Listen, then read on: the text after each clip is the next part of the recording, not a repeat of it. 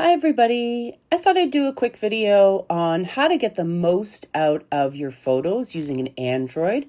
We're going to take a look at some of the features that Android has for editing. Most people are taking pictures with their phones. So since they're on your phone anyways, let's see what kind of editing that we can do to make them even better for our scrapbooks. A quick disclaimer, I am an iPhone user, so I definitely had to learn on the fly to get the most out of this video. First thing we're going to talk about is crop and rotate. I try to straighten all of my photos because it does make a big difference in how your eye interacts with the photo. When straightening your photos, choose something horizontal or vertical and slide the slider across until your photo is as straight as you can get it.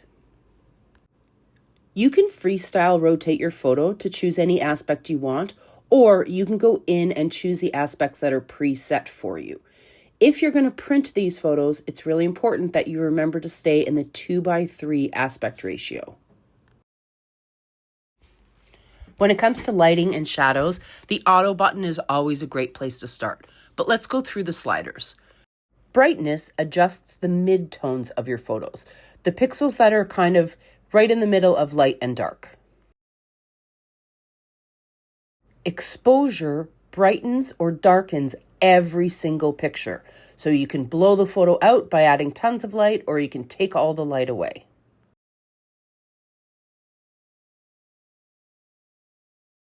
Contrasts adjust the difference between the light and the dark photos. You can have a high contrast photo with lots of difference, meaning lots of blacks and whites, and a low contrast photo that ends up looking a little muddy. Highlights adjust the brightest pixels in the picture, where shadows adjust the darkest pictures. Personally, I use shadows a lot. I adjust this a lot because with the black dogs, I'm always trying to bring out their faces. Saturation adjusts all colors evenly, so you can add a ton of color or you can take all of the color away.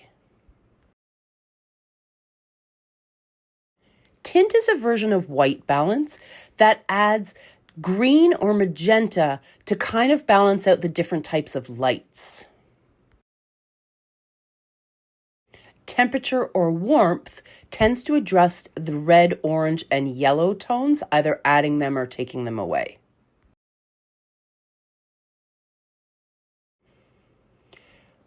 When you're adjusting clarity like sharpness and definition, I personally use these really sparingly because they interact with each other. And the more sharpness you get, the less definition you get. The more definition you get, the less sharpness you get. And I actually, on these type of photos, I never find that it makes a big difference, but play with it as you like. Android has a half-decent object removal using their AI program. So let's take a look at this shopping cart. It's not really in the way, but I'm going to highlight it. I'm going to ask Android's AI to remove it by clicking the eraser and asking it to generate something in its place. I find this takes much longer than on the iPhone, but the results are pretty good. Android's remove function is also excellent. Now, I'm using this example to be silly because it's not often that you're removing a whole thing, but same thing. You circle the object you want to remove, you tell it to generate a background, and it will use artificial intelligence to fill in what you are removing. And it does a really good job.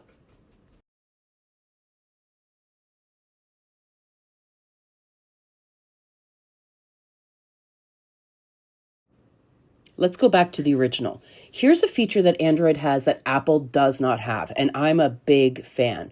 So I'm going to go into their AI, and I'm going to highlight, this is Simcoe, and instead of hitting the erase button, I'm going to choose the little squares, which means to move him. I'm going to move him to a new place, and then allow AI to fill in the blank that he left behind. I'm really quite impressed with the results that this gives. I'm going to do the same thing to Callie by moving her over and allowing AI to fill in the background. This feature on an Android really impresses me. I am an Apple user, and Apple does not have this capability, and I think it's really quite well done. Let's take that generative AI one step further. So I'm going to go into this photo and I'm going to go into select from gallery and I'm going to choose another photo that I want to add part of it into the first photo. So exactly the same methodology. I circle the item that I want to add. It uses its AI and refines the edges and drops it into the original photo. From here, you can resize and move it around. It's not adding shadows or a ton of detail, but for a quick phone edit, it's really not bad at all. And again, something you can't do on an iPhone. So I hope that helps you make a little bit better photos. We want to get the best photos we can into your scrapbooks. If you have any questions, just leave a comment down below and reach out. Thanks.